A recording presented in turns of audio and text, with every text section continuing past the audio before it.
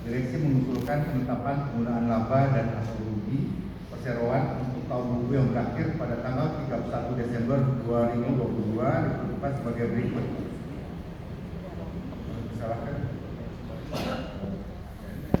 Direksi perseroan menyampaikan apa lagi.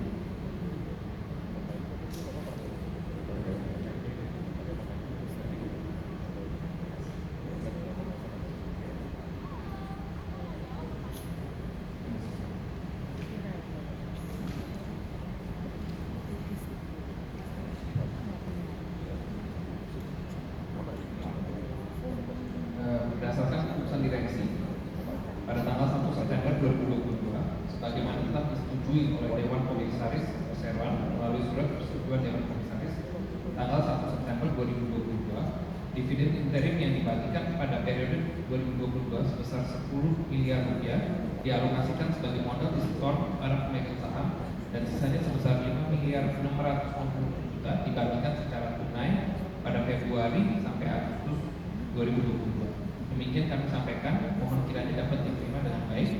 Selanjutnya kami kembalikan kepada pimpinan rapat. Pemegang saham dan kuasa pemegang saham yang kami hormati, apakah ada pertanyaan atau tanggapan sehubungan dengan mata acara kedua ini? Saya memberi kesempatan kepada saudara untuk mengajukan pertanyaan atau tanggapan. Prosedur untuk mengajukan pertanyaan atau pendapat mengenai mata acara kedua ini adalah sama dengan prosedur yang berlaku untuk mata acara pertama rapat. Silakan.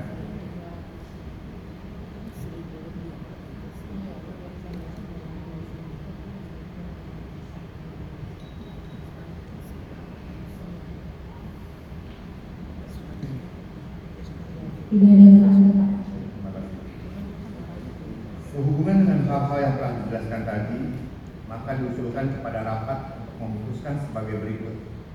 Menyetujui penetapan penggunaan laba perseroan tahun buku 2022 yang seluruhnya berjumlah 7.048.178.151 rupiah.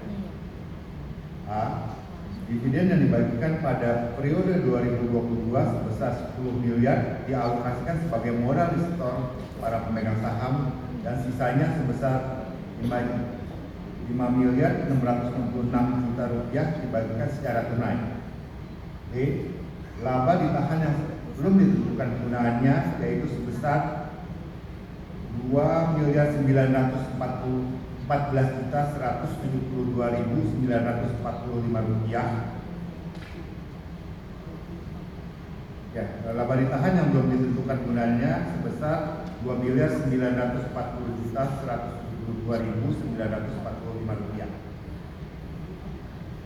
Para pemegang saham yang terhormat, dalam rangka pengambilan keputusan, kami mengusulkan kepada segenap para pemegang saham perseroan untuk dapat menyetujui usul keputusan mata acara kedua dari rapat.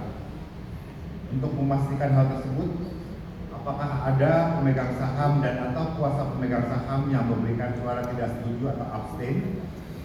Apabila ada, kami persilahkan untuk mengangkat tangan dan menyerahkan kartu suaranya. Pada Ibu Notaris, mohon dilakukan perhitungan suara.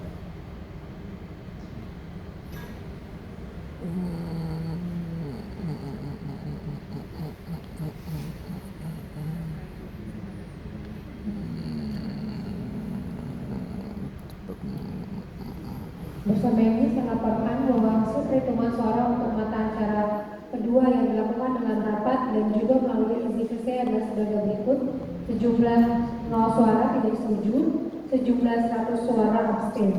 Sisanya yaitu sejumlah 2.685.142.900 suara memberikan suara setuju. Sesuai POJK 15 tahun 2020, suara abstain dianggap mengeluarkan suara yang sama dengan suara mayoritas pemegang saham yang mengeluarkan suara. Demikian, Pak. Terima kasih. Terima kasih Bu Notaris.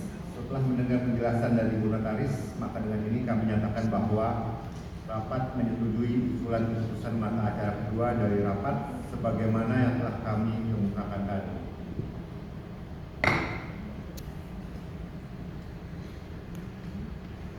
Bapak Ibu pemegang saham, kuasa pemegang saham dan para hadirin